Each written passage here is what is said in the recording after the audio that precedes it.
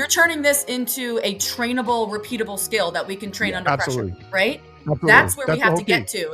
It's not doesn't happen by chance. It happens on purpose, right? And all of these things can be trained on purpose. Welcome to Limitless Minds, the podcast where curiosity meets greatness. If you're ready to discover what it takes to be truly limitless and push beyond your own limits, you're in the right place. Welcome back, everyone, to the Limitless Minds podcast. I'm Travis Thomas. That is Josh Lifrak. This is the Success Leaves Clues podcast, World Cup edition. And hopefully you all have been tuning in, Josh, as you and I have been. This is just a selfish pursuit for us. We're using the World Cup as an excuse to get on here and just talk ball, talk about football, talk footy, with one another. And what a crazy World Cup it's been. And so how lucky are we? Some of you have already met Joanna Lohman through Limitless Minds. She's one of our coaches. She's one of our room tilters. We've had her on the podcast before.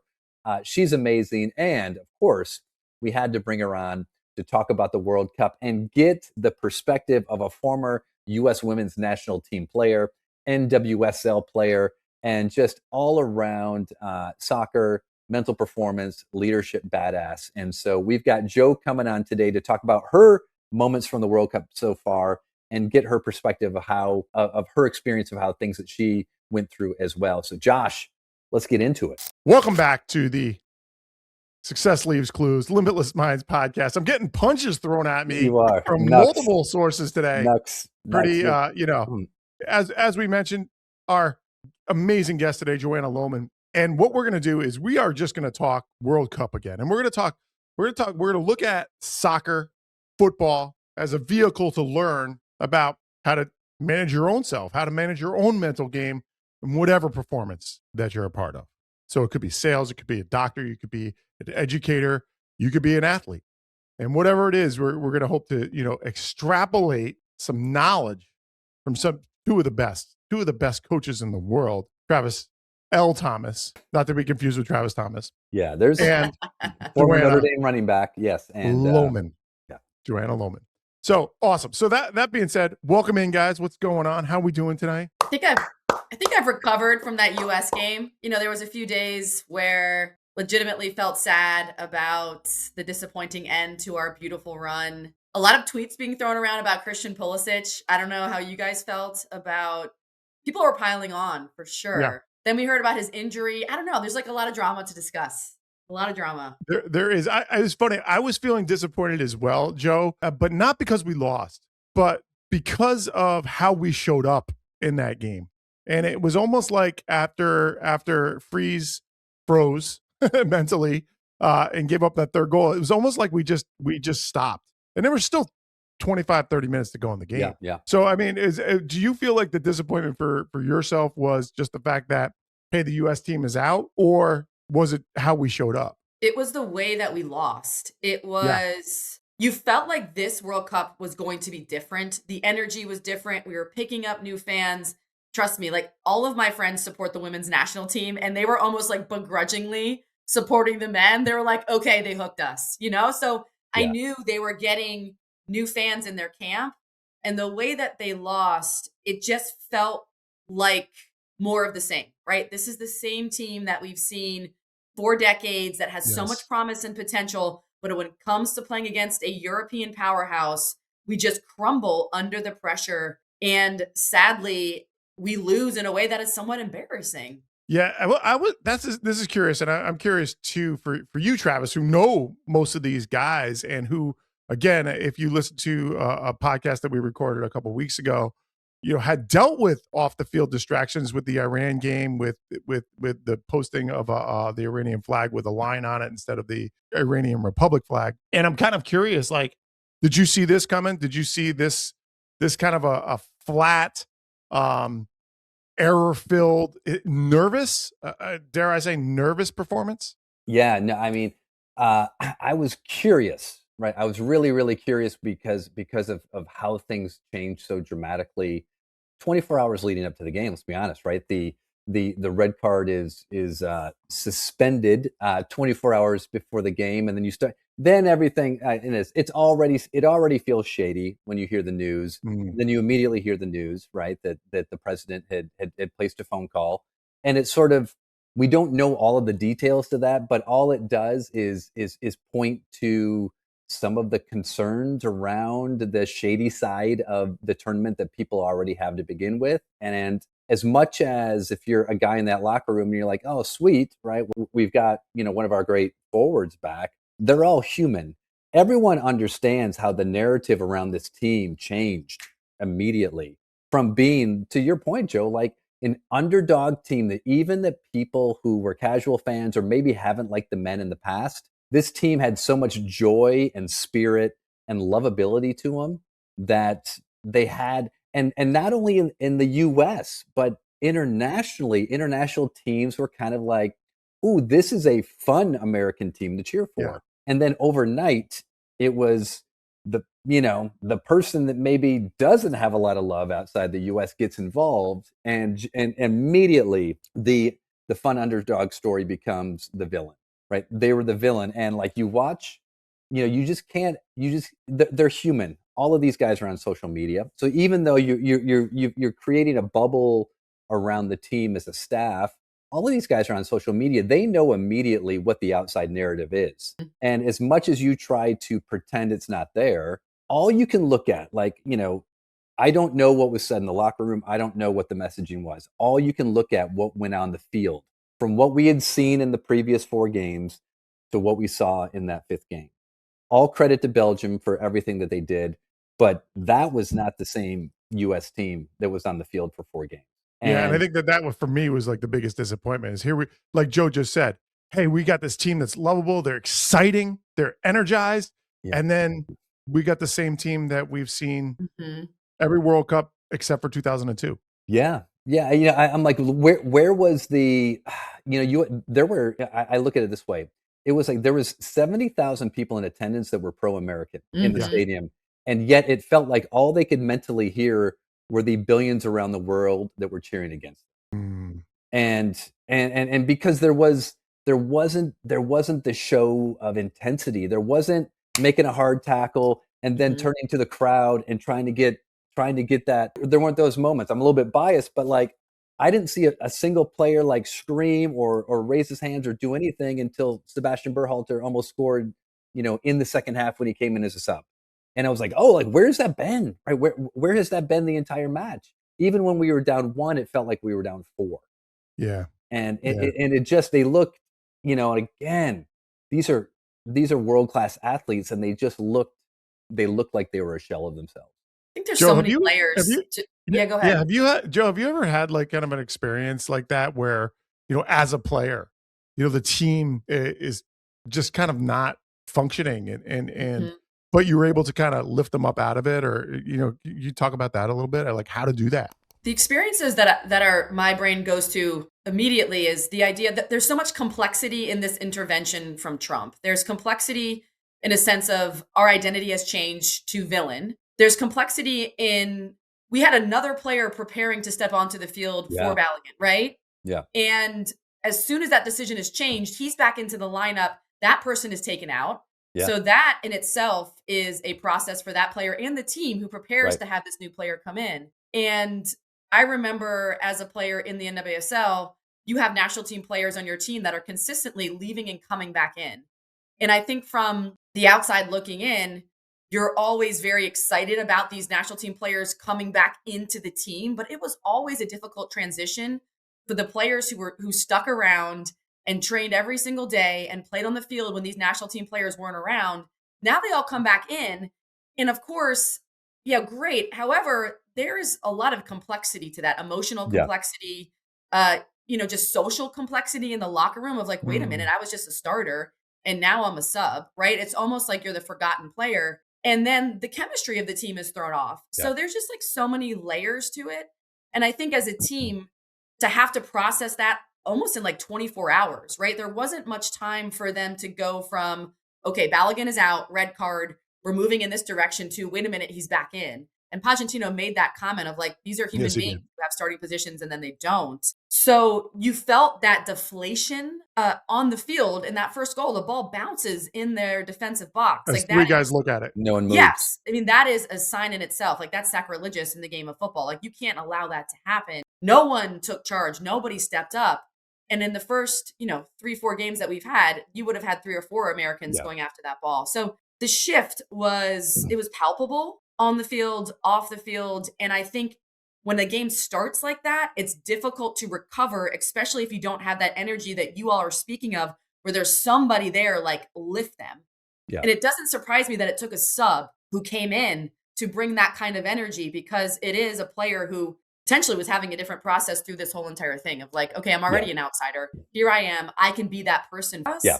Josh, have you seen that with the Cubs of like just the switching of lineups and that kind of thing and how it affects the chemistry of the group on the field? Baseball's a little bit different because it's a one-on-one battle and then the defense. But with the defensive side, certainly, and then pitcher-catcher relationships, absolutely. We saw in the World Series in Game 7, Rossi comes in to catch Aroldis Chapman, and he'd never really caught him before. Yeah. And he didn't really kind of know. He knew him, because Ross is a pro. He's got it.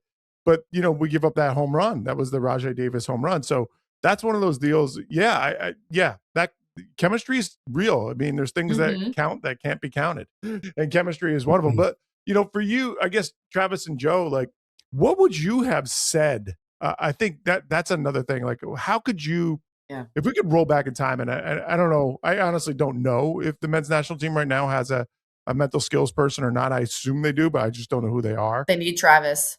Well, they had Travis. But like, I'm not sure if they do right now. Yeah, I don't know. Who 6 of one, half a dozen of the other. I think, what we know about mental skills is while it's not the defining characteristic that makes you a team win or lose, it certainly helps. And it could only, even if it helps 1 or 2%, oftentimes in pro sports, that's the difference. So I guess my question is like, what would be, what would you have done? Here you are as mental skills coaches, as performance coaches from the mindset. How did you, I mean, and I guess this is a great question. You did it with the Iran team. Like that was a major distraction. It was something that was thrown on, but you guys, that team showed up.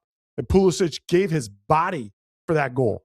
Like literally had to go to the hospital that after the second half, couldn't even be there. So what without breaking confidentiality or anything that is, what was said there to get them in line, and maybe what could have been said in this particular situation? Yeah, I mean, if you go back to the Iran game in 22, it was, and again, it was, let's focus on the things that we can control, right? We trust the guys in the room, and let's focus on what we can control. It's not us against them. It's us going out there, and we know that if we play the best game that we can play, we're going to get the result that we need. Yeah. And that's it. Right. That's it. Yes. And so it wasn't making it about Iran. It wasn't making it about, US and having to apologize for whatever mistake that was made, by the social media team. It was, let's focus on our identity and who we've been the whole time. And let's just go out there and control what we can control. Mm-hmm. And I was so, and maybe this is me just being cheesy and hokey. So much of me would have loved if Pochettino had been like, hey, we appreciate the help getting Balogun reinstated. Hey, this is life. This is what happens, right? We thought it was a horrible red call. We've already mentally moved on. Balogun has moved on. We've moved on. We're ready. Our team's ready to go. Our team is ready, right? We're going to play this game. Thank you for, but we're honoring, right? We're honoring the integrity, of the game, and we're going out there. What happens to the narrative then? Right. Yeah. To me, does that not galvanize the guys even more to say we're about a team, we're not about a person? And then the outside influence goes, I love this team even more. Yeah. Right. They were given a get out of jail free card and they said no thanks. And so like, and again, I can't put that on Ponch to be like, that's what he should have done.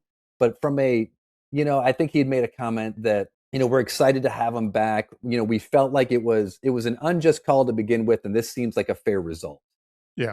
And I was like, Yeah, but that's not how life works. That's not how this game works, right? You get screwed over with bad calls and bad luck and that all the time. And it just felt like, again, the attention became more about one player instead of the team. And it just, and however that translated for the guys individually, we just saw a very flat, sort of uninspired. And again, there's not a single guy in that locker room that was consciously coming out flat or uninspired.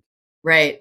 So let me ask Joe this, like, Joe, as a player, if you're not playing well, right? Because I think that was more for me. It wasn't so much the flatness that occurred later after we give up the third goal. I thought the flatness arrived then versus earlier on. But like, if you're not playing well, do you get a sense out there sometimes like, this ain't gonna happen today, boys? This ain't gonna happen today, ladies. Does that ever kind of raise into your mind? And then again, what would your advice be to athletes or corporate folks who are having a bad quarter or a bad game or whatever?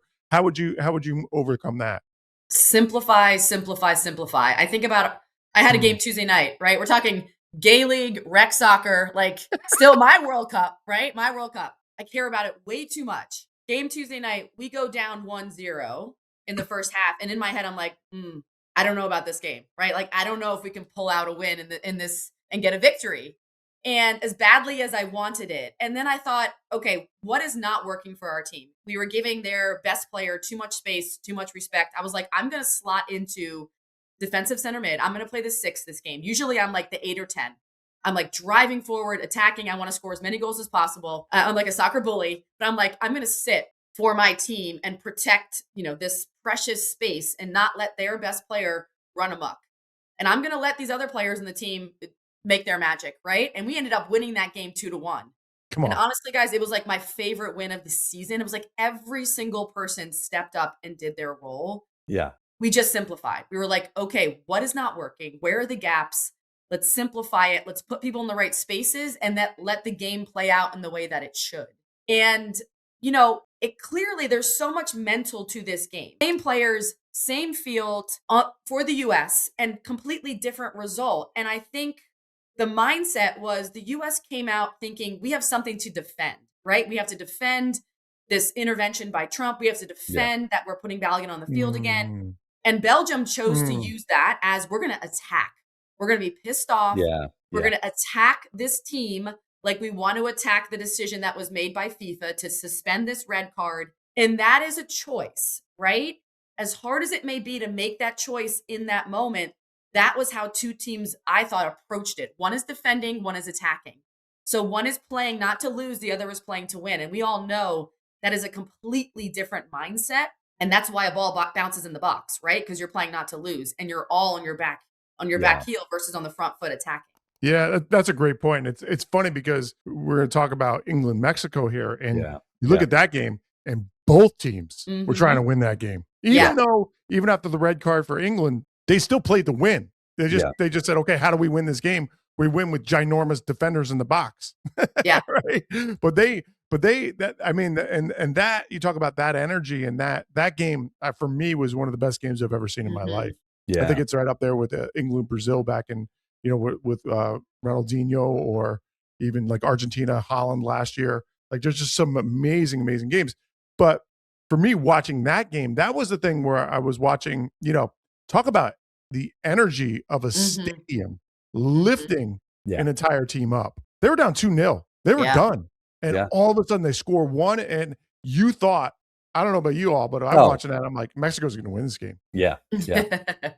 So, that was pretty wild too. It's interesting. I've been doing a little bit of research since the game about, like, all right, so from a leadership perspective, how did Tuchel approach this game? And two things kept coming up. It was the altitude situation. Well, physiologically, he even comes out, he goes, physiologically, we can't get to Mexico and spend enough time there for our bodies to adapt.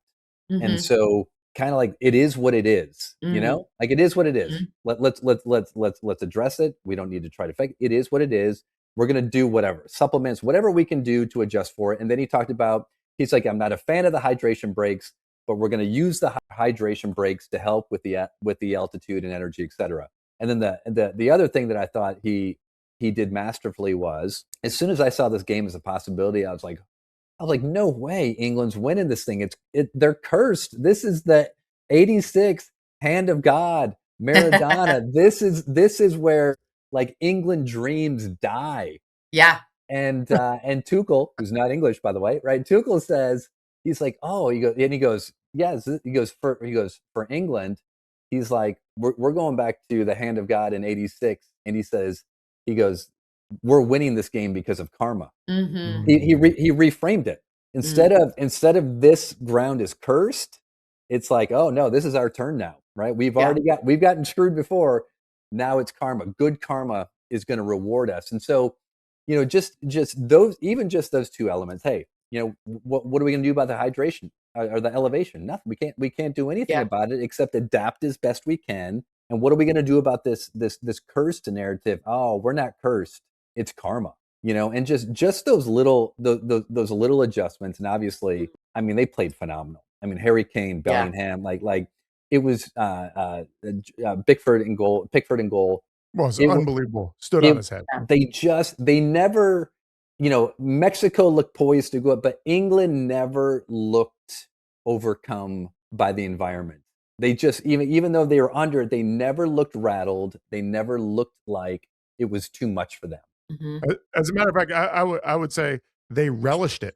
Yeah. And as a matter of fact, I don't know if you heard the commentary, but Darren Fletcher, the first thing he says is, what a privilege it is to be here. Mm-hmm. And how much they respected the Azteca. And they saw the Azteca as an honor to play in it versus like, Travis, you've been there. You've gotten beer and piss thrown at you. Yeah. Right? Like it's harsh environment. It is a harsh environment. Yeah. And so they were like, yes. And I thought about, we always talk about with the Buffalo running at the storm. Mm-hmm. Embrace it. They total embracing of it. Yeah. So it absolutely was, I get to be here. We get to play this game versus we have to. Yeah. You felt it. You really felt it. Yeah. And I'm actually like in the process of writing a new speech, and you all are like preaching exactly what I'm trying to express in this speech, because you all know I have a big opportunity coming up, should be released quite soon. Yeah. And so I'm kind of, dissecting all of the stories and the lessons that I've learned. And I've come to this conclusion that like every circumstance that we may not be able to control, right? Playing in Azteca, playing at altitude, there are disadvantages and there are advantages to it. And what you choose to look at, what you choose to attack and move towards will determine your actual result. They could have easily sat in that space of victimhood, right? We're playing at altitude. They're blowing fireworks off at our hotel. Yes, we're getting you got piss thrown at us, or hell yeah, we're playing at altitude. Hell yeah, we're going to get piss thrown at us, right? Pressure's a privilege. The passion, yes, exactly. We're going to sit in this space of advantage. Where are our spaces of strengths and potential and perspective that we can nail? And I think that was the difference between winning and losing for that team, because they could have easily just bowed down to Mexico and just got walloped. But especially when they got the red card, justified red card. Yeah. And, they go down to 10 men and they're just like, okay, this is stiff upper lip. It was the perfect British opportunity, right? The perfect English. Hey, we're gonna fight through this. And I think both teams, what was so cool was the respect both teams had for each other afterwards. You could just see, as feisty as Mexico always is, and I love it, right? Like it's life and death, and that passion, and you love, and there was just so much respect for the English players, and there was so much respect for the Mexican players, and you see it, with Aguero on the sidelines talking to Bellingham, and telling what's his name to F off. It was so funny, right? But it's like beautiful, like I mean, and that's why soccer, football is so gorgeous. And we talked about this on the last podcast. That love, and I think they loved the pressure, they loved the fight, they loved the competition, and there was just respect earned on both sides. And now we're going to transition here, because I think it's important to talk about this game, because the opposite of that was France-Paraguay. Yeah. And so here you had an undermanned Paraguay team, and they're like, this is what we got to do. We got to kick these people. Dark arts. We have to grab their hair.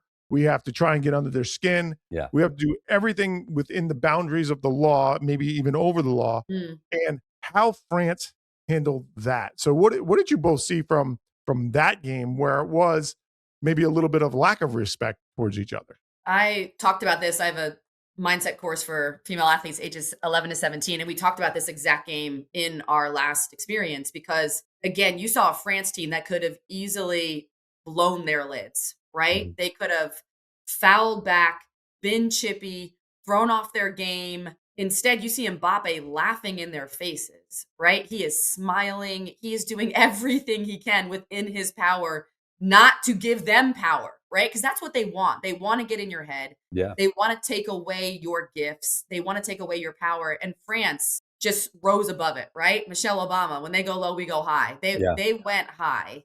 Yeah. And do I respect what Paraguay did? No. I do not think that is from an integrity perspective and honoring the game, I just don't think I'd want to win that way. Even if I won, that is just doesn't sit well with me. So I was so happy to see France rise above it, still win, and somewhat show like the good guy wins in the end. I don't know how you guys felt, but like it just felt very validating. Yeah, all I could think of actually the entire game was there's a blueprint, right? There's a blueprint for this. Now, granted, Italy is a little bit better than Paraguay was in that World Cup final, but I'm watching Mbappe be targeted the entire game. What do they want, right?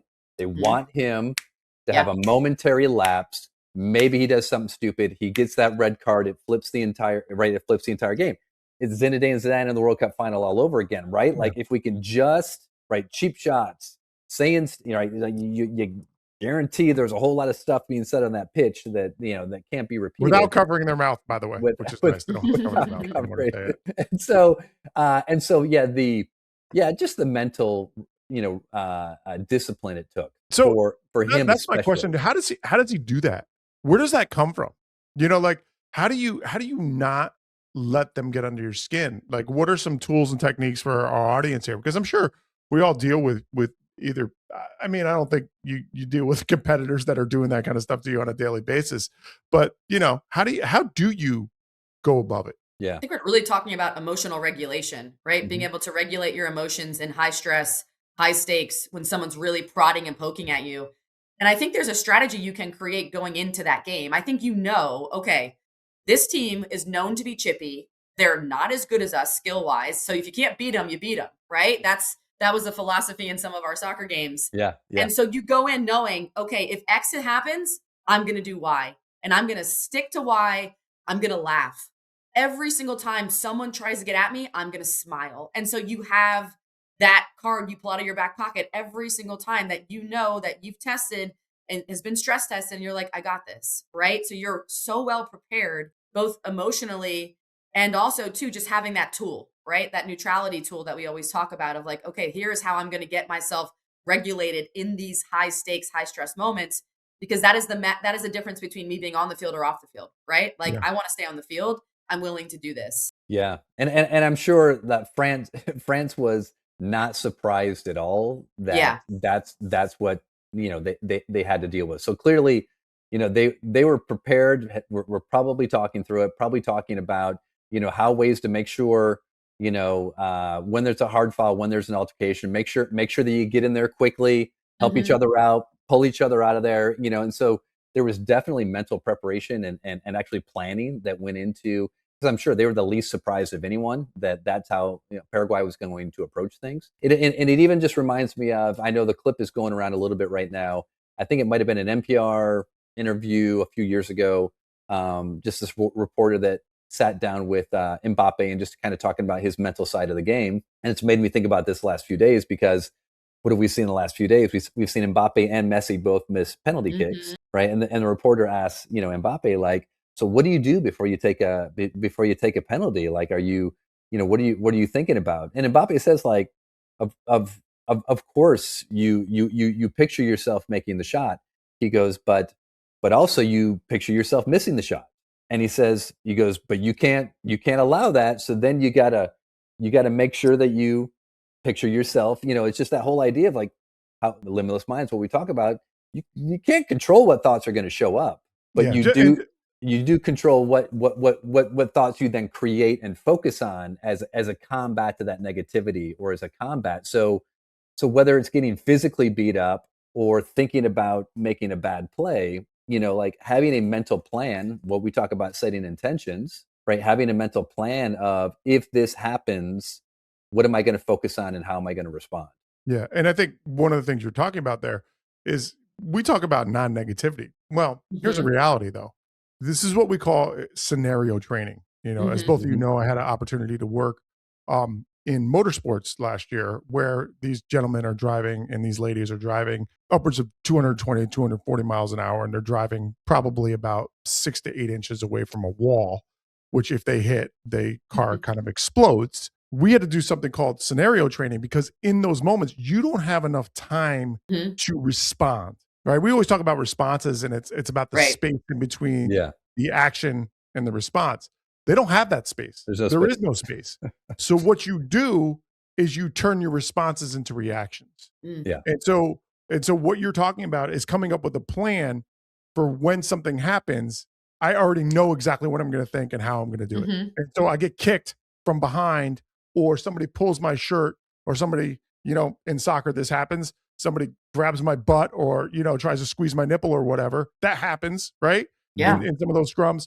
How am I going to react? What's my response going to be? Boom. It's going to be laugh, slap their hand away, and just giggle, right? Okay. That's I've turned my response now into my reaction, you know? Yeah. And by the way, if you do want to see that clip that Trav was talking about, just go on my LinkedIn. I loved it. It's up there. It's up there. You can. I showed it. It's a good one. Did I get NPR right, Josh? I have no clue. You're spot on though, Josh. I'm just gonna say yes. Yeah. You're turning this into a trainable, repeatable skill that we can train under pressure, right? Absolutely. That's where we have to get to.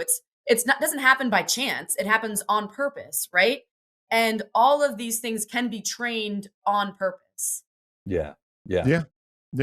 It's right. It's what military does, right? It's what SEALs team do when they're trained for a mission. If this is to happen, here's how we respond. If the helicopter gets shot, this is how we respond. And the more you plan for it, the more you practice it, you're prepared for it. You're not surprised, right? And when do we kind of lose our cool? When we're sort of not ready for it. We're surprised by it. It's, you know, we see red and just lose our mind, lose that consciousness, lose that choice, even if for a second. Maybe France had a practice before Paraguay where they're like, you must tackle cleats up. You have to grab each other's jersey. You have to throw the elbows, you know, and then they're ready. Go for throats. Oh, that's so funny. The last game I wanted to just kind of touch on and just get your all impressions on was Argentina and Egypt. And again, one of the things Travis and I have talked about this on other podcasts, but one of the things I get so emotional about is class. You know, having this ability to go above negativity. And one of the Mo Salah, who at the end of the game is pushing away his teammates from their yelling and screaming at the referees. But he pushes away his teammates, and he goes and he's shaking hands with the referees and saying, you know, thank you for being out here and letting us play. So I thought that was pretty cool. But obviously the other story is Lionel Messi. And so first of all, have you ever seen anything like this guy and in any sport or anything? Like Michael Jordan for me, but other than that, like there's a switch there, and I don't know, like how do you turn that switch on? I guess is my question. Yeah. Joe. You know, I think did you play with Abby Wambach, by the way? You play with Abby, right? Yes. So that's probably an equivalent. She reminds me of Holland, to be honest. The dominance, the size, the dominance in the air. Yeah. I think when it comes to these exceptional performances, and Messi does it so consistently that it blows everyone's minds, but there is something higher that's driving them. And I think for so long for Messi, it was this Argentina, like this haunting of winning the World Cup, of producing for his country. He felt so connected to, like, he's worshipped there. So like Maradona. And so I think for him, it's like you can flip that switch when you know it is so much bigger than the game. And then for him, missing that PK that game as well, it's like, okay, there's an extra level of fire. I've disappointed my team. So it becomes about the service of others. And I think when you see these exceptional performances, it is more for others than it is for them. And that's why they're able to tap into that next level performance, because it becomes about, you know, just saving a nation. And that whole stadium was just filled with like 70,000 Argentinian fans jumping up and down, worshiping him like God. And so for him, he's like, I gotta serve my people, give the people what they want, you know? Yeah. I love that. I think one of the indicators of that is after they score the second goal, it's a ridiculous goal. It's a ridiculous goal. The skill level to hit that side volley. Oh my gosh.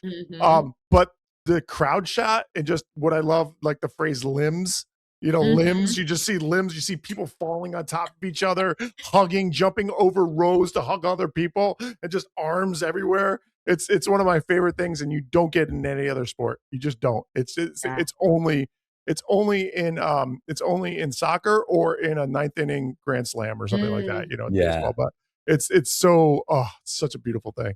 Travis, your thoughts on that and flipping the switch? Yeah, and I think he said after the game, because at one point I think he's even crying. I'm not sure if it's crying after the win or even crying before that. He started crying on the pitch after the game, and he said it was relief because to your point, Joe, he goes, I felt like I let my country down by missing the PK, and so it wasn't right. Again, it wasn't about him, right? It wasn't about. It was about, like you said, playing for a greater purpose, playing for a greater cause. And I just I think about this too with Rory McIlroy kind of winning that Masters a year ago, and then how does that change his mental approach to majors and golf in general after finally the career Grand Slam, getting the monkey off your back, and for Messi, it was always going to be how can you consider him one of the greatest of all time if he can't win a World Cup? Right. Yeah. I mean, how can you put him above Maradona? Maradona won a World Cup. And so he gets it in 2022 and you're like, great, man, what a great way to go out. And he's kind of like, what do you mean? And you're like, hey, I'm going to keep riding this train. And now it's almost as if there's almost like that extra freedom. Yes, he feels the pressure of the country, but in the back of his head, I just kind of feel like he knows like, hey, we've already done it. How amazing would it be to do it again?